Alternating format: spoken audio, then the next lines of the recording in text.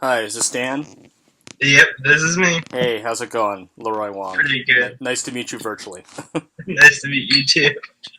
So, I'm thinking the others will hopefully join in shortly. We'll see. I may have to give them the link or something just in case. So like I said, I'm going to be recording this. So we may or may not use the actual recording.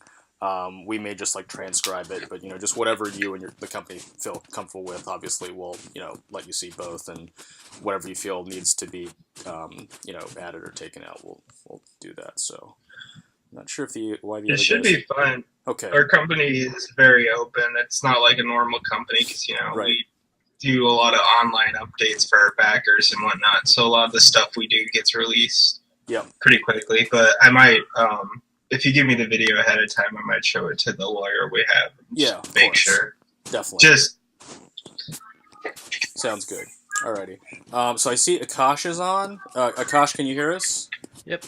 Hello. Awesome. Okay. Yeah. So I think Akash's video camera, Yeah, I couldn't get my camera to work. That's okay. So Sorry. we'll at least have you by voice, and hopefully the others can join in. But I guess we'll go ahead and get started. So, okay. So normally we've done this thing called Help Desk Live. I think Akash and the others had participated in it. So obviously we're going to do this not live, at least not live in terms of a broadcast, but I'll start it off as if we were kind of doing our normal sort of show.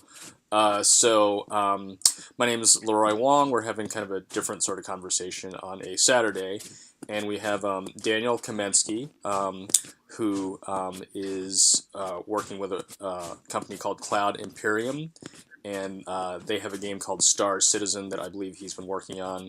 And I have one student, Akash, who's on. Akash, I don't know if you want to just quickly introduce yourself, and then we'll speak with Mr. Kamentsky and just go through the questions with him. So, Akash, if you want to just quickly introduce yourself and why we're having the conversation. All right. Hello, I'm Akash Kunsham. I'm a part of the Help Desk, and I wanted to join this conversation to ask Mr. Kamentsky about how a game is built and what I can learn from him, seeing as he is part of an actual company, and how I can improve what I'm doing in order to get into an actual company in my future. All right. Okay. So I guess Mr. Kamentsky, I don't know if you want to just kind of just introduce yourself quickly, just talk about the work that you've done, and then we'll just get right into the questions we wrote. All right, so I'm Daniel Kamentsky. I'm a 3D artist at Cloud Imperium Games, like you were saying. I've been in the industry itself for 3 years now, almost. I'm coming up on 3 years at Cloud Imperium Games, October 11th, so big day for me. But I've been working in games, I've been working on games and trying to train to get into the industry for a total of 7 years, 7 years about. And yeah, so I primarily am a 3D artist. I work on specializing in hard surface. My favorite things to do are model vehicles, guns, and Star Citizen in particular. I work on the spaceships because it's a space sim. So I also do programming and stuff and indie development on my free time. So yeah, that's just, I guess, a little bit about me. Great. Awesome. So I guess we'll just go ahead and get into the questions. So maybe Akash, you and I will just maybe alternate with the questions. So do you want to start with the first question for Mr. Kamentsky? All right. So to start it off, how'd you become a game developer? It's a crazy story, kind of. So originally I've always wanted to do art, and I've been a gamer and been playing games since before I can remember.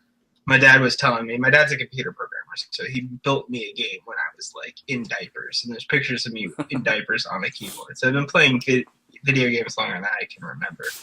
And I used to dabble in some stuff, I used to play around with the Dark Forces editor, which is essentially the Doom editor.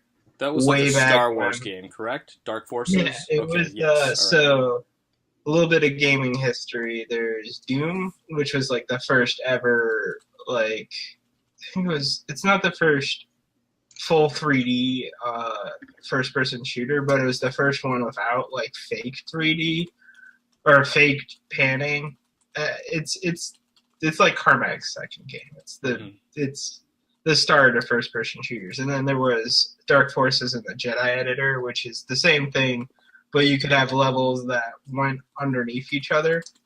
It's kind of hard to explain, but I started messing around that editor when I was really young, and then I kind of did a little bit of dabbling. But I've always been an artist, so I wanted to go to art school. So I originally went to a fine art school and learned printmaking. But sometime during that process, I picked up 3D modeling and kind of just had this aha moment that I'm like, I want to be a game developer, and I've been going at it ever since. So I transferred from a fine art school to Savannah College of Art and Design. I learned a whole bunch about 3D modeling, and I just worked my butt off for like 3-4 years, and then I finally broke into the industry. So yeah, I guess that's great. Okay. Yeah, so even though I'm recording, I'm taking notes too, so just want you to know, like, I'm not like trying to multitask and do email or something. Just in case, something goes weird with the recording. Awesome. So can you tell us a little bit about like the software that you use to like design for Star Citizen? Just because the students that I work with, they've been trying to learn more about just game engines and different applications that are used to make games, whether it's like the art and design, programming, etc. So can you maybe talk a little bit about that? Yeah, there's a lot. Without revealing too much about It's a- secrets or whatever about the company. Oh, well, that's one of the funny things about Star Citizen. We don't really have any like secret software Okay. packages. We're using mostly proprietary or mostly like release software packages, with the exception of our engine. Mm-hmm. While our engine is like heavily based on CryEngine, it's basically CryEngine. It's heavily modified. It's been modified to do crazy things that other engines can't. Like, actually, one of the things that we did at release is we recently added the ability to light fog, which is really cool. You put a point light in a fog cloud, and it actually lights up in really cool ways. But it's basically CryEngine, and then from there we use from the art end, I use 3ds Max and Photoshop mostly. I think one of the big lessons I've learned is it's not really about what package you use. It's about getting your art to look good in the engine that you're using. Like, the final art quality is really what people are looking at. But we also use Maya sometimes, mostly for characters. The riggers love it. They use it to rig and animate. And then some of our concept artists use whatever the hell they want. We had a concept artist using Moto. And of course, the character artists also use ZBrush. And I've seen people using DDuo, but the problem with DDuo is it's calibrated for other engines. So Got it. we're mostly in. I'm personally mostly in 3ds Max and Photoshop. That's mainly what I use. But I look at everything in engine, and that's the most important thing. You want your art to look good in engine. Right. Because otherwise, you can make something look pretty as you want in whatever modeling software or texturing software you use, but it's not worth anything unless it looks good in engine. Gotcha. Okay, thank you. So I think I have another one of my students that just joined. Dan, is that you? Yep. Okay, so it's Hi, Dan. other Dan. Shrey. So, Dan, I don't know if you want to just quickly introduce yourself with Mr. Kamentsky. I am recording it, so like I had mentioned, we're like gonna transcribe it, and then if the video seems okay, after we kind of like give it to him and have him review it again, and the company seems okay, then we may post it later. But Dan, if you want to just introduce yourself quickly. Yeah, sure. So I don't have video on right now. That's but, okay. Yeah, I don't think Akash does either, but that's okay. All right. So I'm Dan.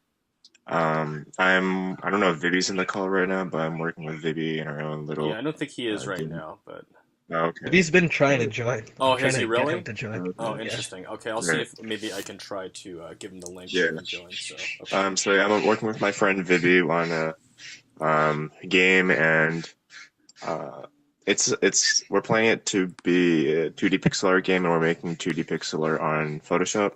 Oops. And so far we don't have a lot of art done. We just kind of made the story, we made control, stuff like that, and we're kind of just going into the art phase right now. So yeah. Okay, cool. All right, I'm gonna try to work on getting Vibi in, but Dan, I think the question that we're on is we basically had asked Mr. Kamensky how he became a game developer.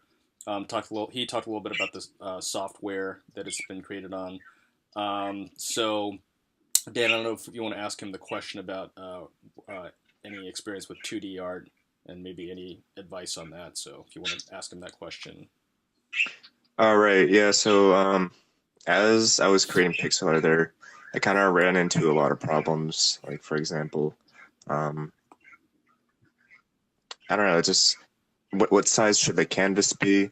And then because it's pixel art, what happens if someone's playing on a 1080p resolution, but then someone else wants to play on a 4K resolution, but you can't exactly scale it to the 4K resolution because it's not vector, it's pixel art.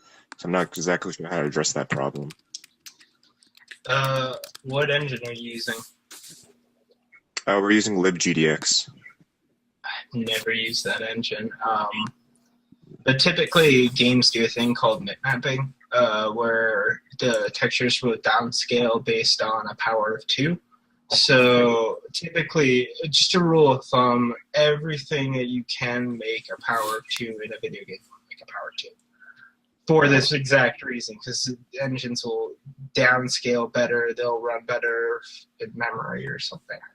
But basically, for the canvas size, I would do powers of 2. So, you can keep it rectangular too, so you can do 64 by 128.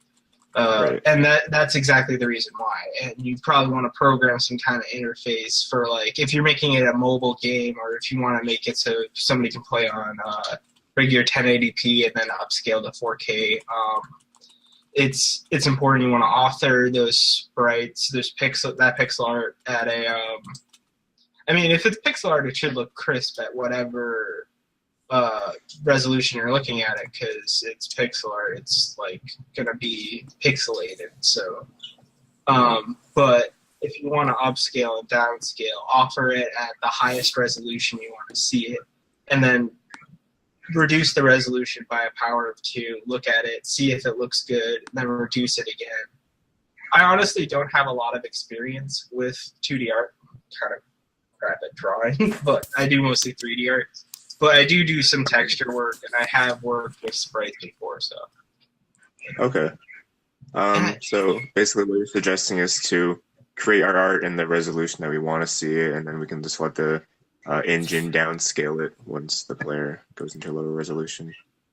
Yeah, I would preview it first, as much as you can, preview how it's going to look. And if it doesn't look well, then downscale it yourself in Photoshop or whatever program you're using by a power of 2, and make it look better in that program, and then offer that. And then you'd have to program something that would get the screen size, and based on the screen size, it would switch between a set of sprites.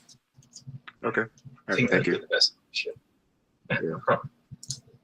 Okay, cool. And I think actually Dan had written the next question, so maybe I'll let him ask again. And I think possibly it could be combined with Vibi's question. So he's trying to join, but he couldn't. But it's more a question about just differences between working for a large game company and a smaller one, and how do you see those differences? But it looks like I'm actually asking Dan's question for him. But Dan, I don't know if you had anything more to add to that. I think it was your question, and it relates a little bit, I think, to Vinny's question. Yeah, you basically summarized. Okay, it. all right. So I don't know if you want to talk about that. I guess with your company, while it may not be one that a lot of people know, I guess it's a relatively large company, but just from sort of your experience, how would you sort of talk about the characteristics of like a larger company versus like an indie company or an individual that's just developing games. Yeah, so like since I work in LA, I have a lot of friends that do work at really big AAA companies. Like I have friends that work at Sony Santa Monica. I have friends that work at Naughty Dog. So like but our company itself, actually, when I started at my company, it was a little bit more indie, but as it's grown more into a AAA studio by now. And one of the and I've worked on indie teams before, and I'm working on my own game right now by myself. Okay. So the biggest difference is with a bigger company, you're going to be able to get done a lot more. But working for a bigger company, you're not going to get to do as much because the game gets, development gets more fragmented the bigger you get. You have more specialization. So you have, like in our studio, we have a marketing team. That's just, all they do is they come into work every day and they market the game. And we have people who stream the game. We have people who record themselves, like, talking about it. We have developer interviews. We get filmed all the time. And that's their job. And then we have people who do just character rigging. That's all they do all day is they rig characters. And then, me, I just make the art. That's it. But with an indie team, you kind of need to have people that are a lot more, Valve calls it T-pose. So you have a lot of things that you're good that you can do, and then a very specific skill set that you're good at. And that's more like what indie development is about. It's like you're not going to get the same AAA game done as like a big studio, but you get to kind of work in a lot of disciplines, and you have more ownership over the thing that you created. So working as an indie team, it's really important to keep scope in mind because there's going to be a lot of stuff that a AAA studio can do that you just can't, realistically. Like, high def cinematics. That's just not something that's going to happen in an indie game. Or like, actually, there was recently that Viking game that came out that had really impressive graphics and was built by an indie team. So, I mean, you can do stuff. It's just going to be a lot more work as an indie developer. Also, pay is different. If it's an indie project, typically you're not going to get paid.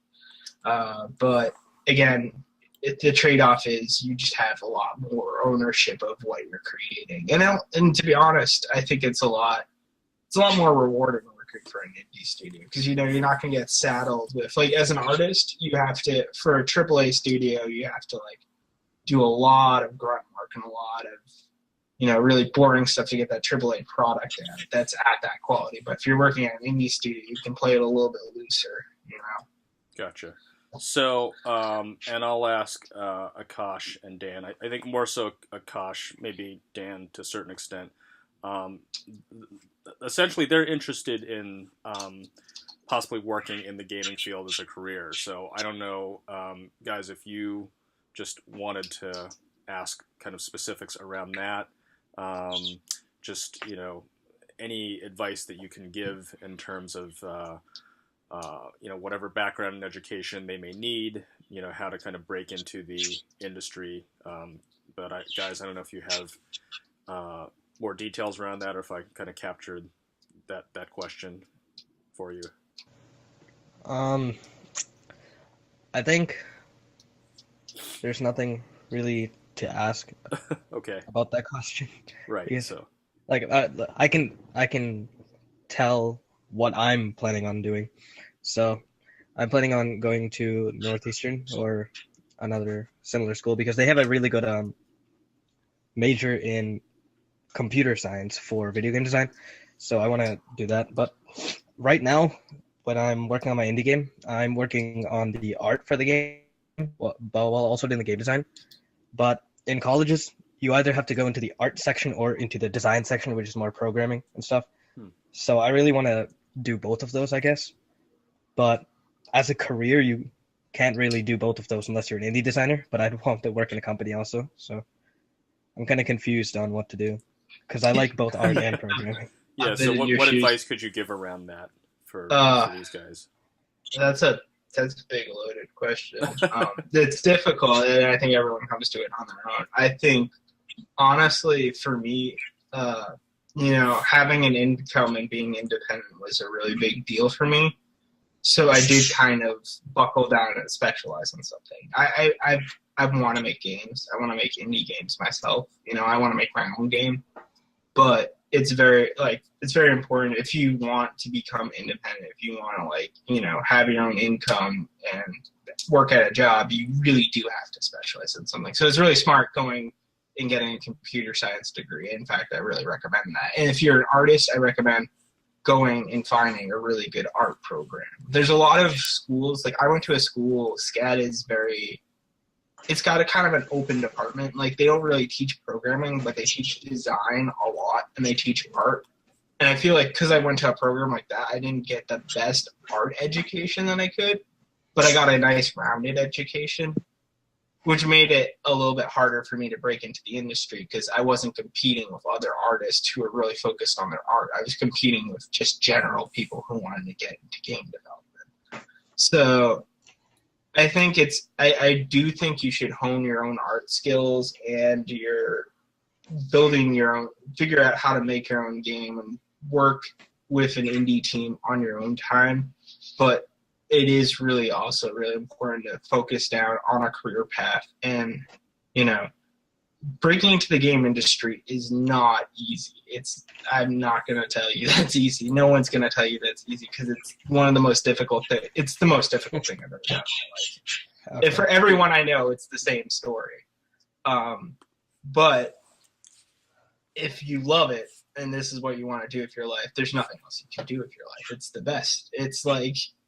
I love doing what I do every day. So, my biggest it's really amorphous, but my biggest piece of advice is to just go at it and go at it with 100% for as long as you possibly can. And eventually one day, if you do that, you will make it in. Because one thing the game industry is really good at is good at hiring people who are talented. So if you show that you're talented, you work really, really hard at it, and you have really good work ethic, eventually you will make it in. It's just not going to be easy. All right. Thank you. That sounds like good advice. Yeah, that was really helpful. So, sorry, let me get back to my questions here. We gave up on trying to join, so he sent me a question to ask. Oh, okay. So, do you want to maybe just go ahead and ask his question, Akash? So, all right. Vivi wants to ask how big companies manage to maintain a similar art style with multiple artists working on the same type of game or the same game. So there are a couple different ways you can do this. The first most important thing, I think, despite whatever way you're going, is having an art director. And an art director doesn't, especially for an indie studio that's small, it doesn't necessarily mean, somebody who's just going to look at the art. You can still be creating the art. But in a big studio, my art director doesn't create anything in the end. And we have multiple art directors. But they spend their entire day going around making sure that everything is on point. They have kind of the visual vision. It doesn't mean that I don't have agency to create stuff that I want to create, but I'm creating it and they're critiquing it and they're looking over my shoulder and making sure that it's, to what they want. But beyond that, it's really important to either have an art Bible or style guides. We have style guides. So for each manufacturer's ship, a concept artist, a graphic designer, a whole bunch of people get together with the art director and they create a sample. You could probably find some of these style guides from old studios online. This is something I recommend, finding old design documents and old style guides from from companies that have already published stuff. But essentially what a style guide is it's it has different shape language, different colors, different, images of different, industrial design stuff for us, because we're making spaceships. So it looks kind of like what you'd look at for, a car manufacturer or for a plane manufacturer. So it's just, finding a whole bunch of reference images and basically being make it look like that. So, it's not an easy task. You're gonna have artists who want to, because artists love creative agency. So you're gonna have artists that go out of borders, and it's really hard to keep them in line and keep everything looking the way you want. But that's, I guess, kind of how I go about it. Style guide, art bible, art director. All right. Great, thanks. So along those lines, just my students, my guys. So I guess just to give you like a very quick history of kind of what we do on the help desk. So we're a technical help desk, but as I said, my students will do various projects kind of based on their interests. So last semester, these guys came to me and they said, we just want kind of a space, an environment where we can kind of like work on, a game. And so I guess now they're sort of working on 2 different games. It's sort of 2 different groups. But they're just wondering, I don't know if you could like place yourself back in high school. I don't know if you had this sort of situation that you could have in high school, like, what advice would you give them on just like the order on game creation, like just planning, programming, drawing? I mean, I guess it all seems to need to happen kind of like all at the same time, but if they're kind of doing their own sort of like in school sort of studio, what advice or how would you kind of give suggestions on how you would have done that? Or how That's they should do it? Very interesting one. I'd have to say I'm very impressed by you guys.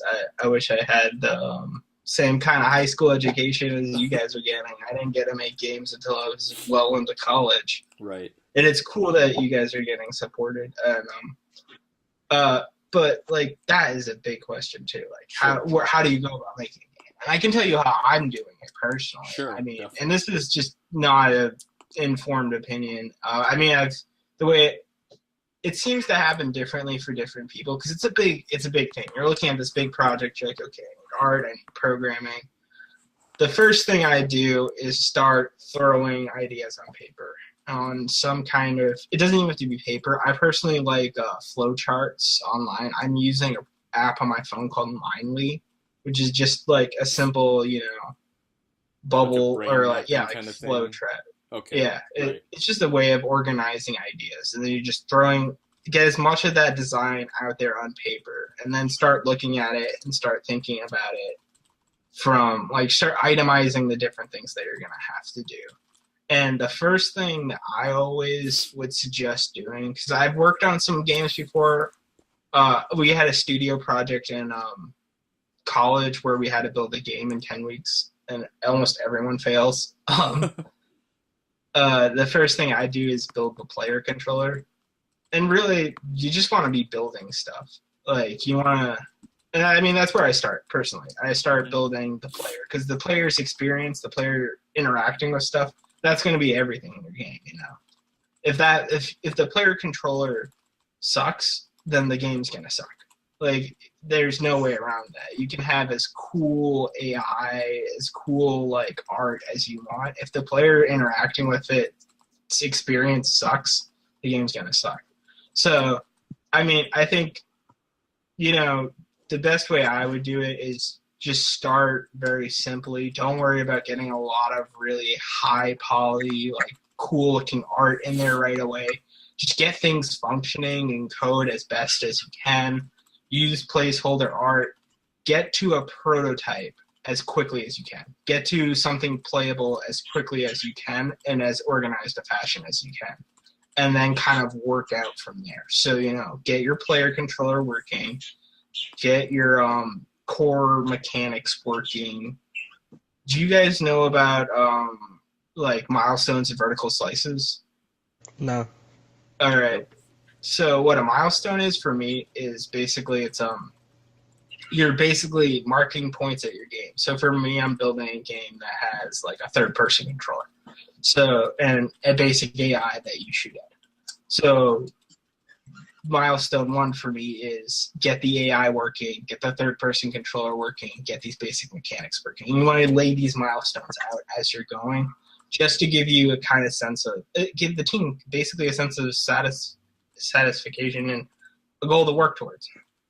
like basic, simple steps in the road. And what you want to work towards is a vertical slice. And a vertical slice essentially is an example of, it's basically, if you can think of your game as a giant cake and taking just like a slice of that cake out and eating it.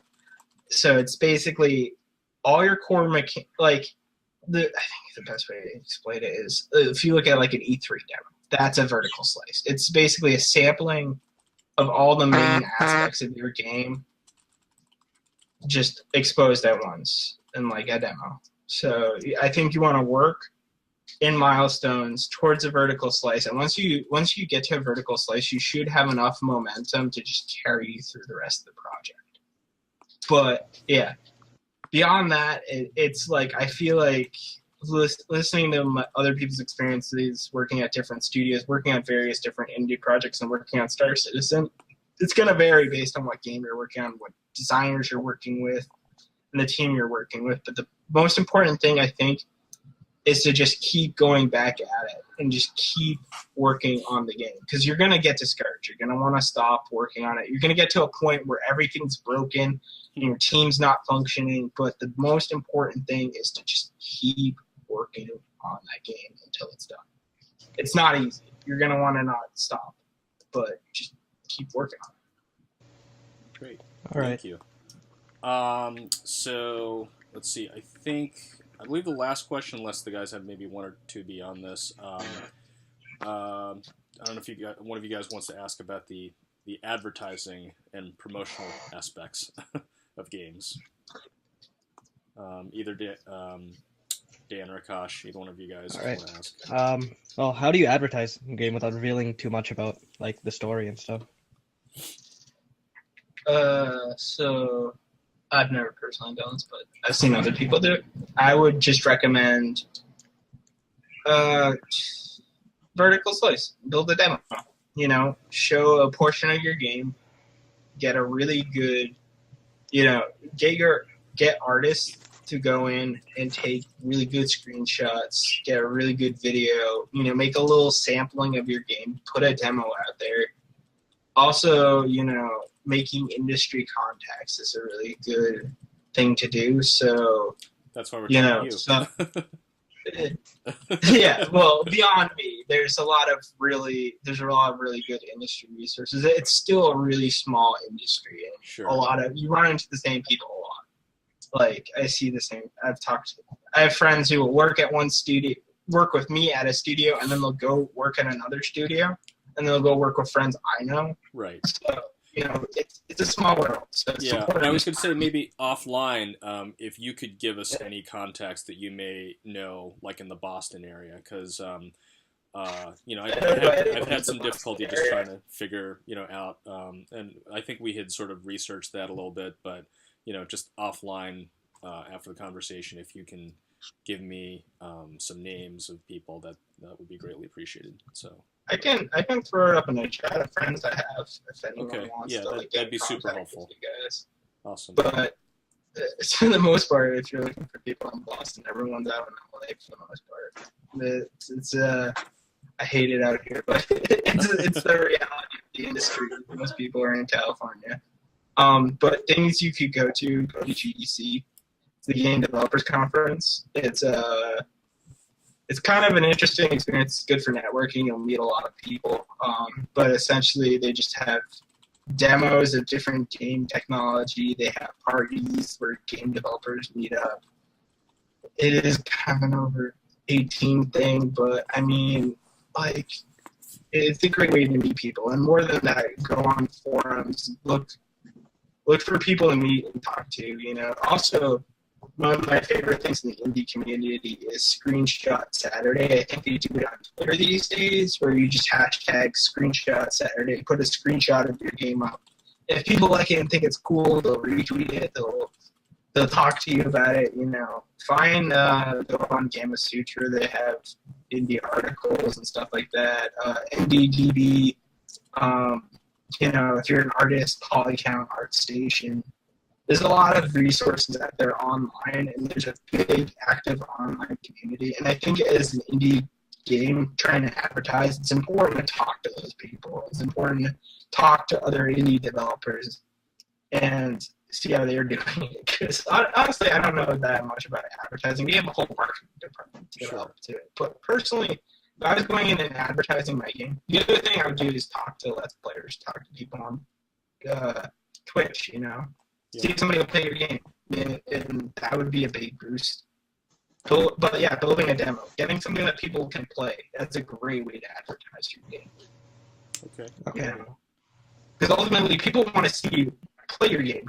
Like, it's an interactive medium, and you can show videos of your game being played as much as you want, but ultimately, people want to play your game. Sure. If your game is, Indie Arcade, I think it's called Indiecade. Indiecade is, they oftentimes join on with bigger shows, but they have their own shows, and they will actually, if you show them your indie game that's complete, you can, or even if you have a vertical slice in a demo, I think you can get a booth with them, and you can get a booth with packs. You know, there's a lot of different ways you can get your game out there and get people playing it. And I think that's the biggest part for advertising and getting people to want to play your game, getting people excited about it, is showing it to people. Right. Great. Okay. So I think that was the last question, guys. I don't know if you had like anything else to add for Mr. Kamentsky. I think that was all I would ask. Okay. I don't know what to Great. add. All right. Okay. Well, so I want to, thank my students that came online, on a Saturday to do this. Think it was helpful. We really appreciate it. Thanks for giving the advice that you gave and everything. And hoping if you're okay with it, just like I said, to continue the conversation, it'd be great to get other possible local contacts for the guys. But if that's it, I think we'll just go ahead and wrap up. So. Yeah, sure. It's all right. Been a pleasure. Thank you again for your time. We really appreciate it. Yeah, thank you very much. Okay, Thank take you care. guys Have for a good doing weekend. this on a Saturday. All right. Thanks. Take care. Bye-bye. Have a good one. Bye.